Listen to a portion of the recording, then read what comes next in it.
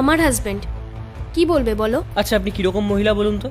একে তো আপনি আপনার হাজবেন্ডকে ব্লক করে রেখেছেন, তার উপরে আপনি আপনার নামটাও চেঞ্জ করে বসে আছেন। ও বেচারা আপনার জন্য দিন রাত পরিশ্রম করছে, দিনের বেলায় ঝাড়পোছ করছে, রাত্রের বেলা সিকিউরিটি গার্ডের কাজ করে। ওই তো আপনাকে গ্রাম থেকে শহরে পাঠিয়েছে।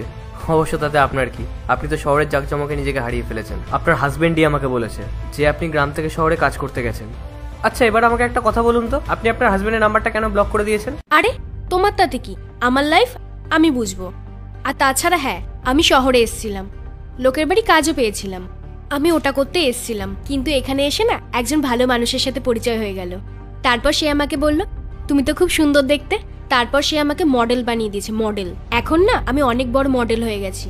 এখন আমি অ্যাড করি, মুভি করি। আর তুমি কি চাও আমি আবারও ওর কাছে ফিরে যাব আর আমার জীবনটা নষ্ট করব? মানে এমন একটা হাজবেন্ডের কাছে ফিরে যাব যে কিনা লোকের বাড়িতে কাজ করে, আর আমার অনেক নামডাক হয়ে গেছে, এখানে সবাই চেনে আমাকে, আর আমি অনেক টাকা ইনকাম করি। তাই আমি ওর নাম্বারটা ব্লক করে দিয়েছি। আর তোমার যদি ওকে নিয়ে এতই চিন্তা হয় না, তাহলে তুমি ওকে গিয়ে বলো আমি ওকে ছেড়ে দিয়েছি। আর হ্যাঁ, তুমি ওকে এটাও বলে দিও আমাকে যে মডেল বানিয়েছে আমি তাকে পছন্দ করি।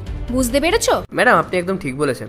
আমিও আপনার মতো, আমার ওয়াইফও গ্রামে থাকে, আর আমিও গ্রাম থেকে শহরে এসেছি কাজ করার জন্য। আর এখন আমি এখানে যা খুশি তাই করতে পারি।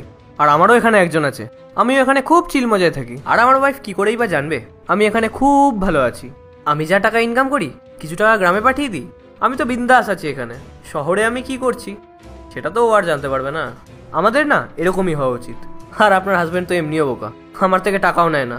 কি বলে জানেন, যখন আমার বউ আসবে তখন আমি আপনার থেকে টাকা নেব। কোনো ব্যাপার না ম্যাডাম, আপনি একদম চিন্তা করবেন না।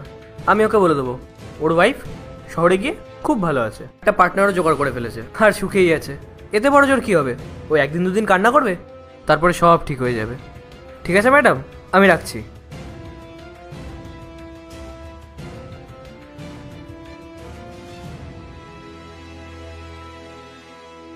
গোপাল, আমি তোমার ফোন একদম ঠিক করে ফেলেছি।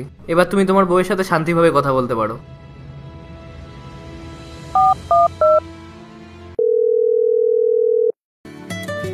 এই দেখো, বলতে বলতে তোমার বউয়ের কলও চলে এসেছে। এ নাও। হ্যাঁ সত্যিই তো, আমার শান্তার কল চলে এসেছে। বাবু আমি একটা মিনিট কথা বলে নি। হ্যাঁ হ্যালো। হ্যালো। হ্যাঁ আমার কথা কি তোমার মনে পড়ে না নাকি?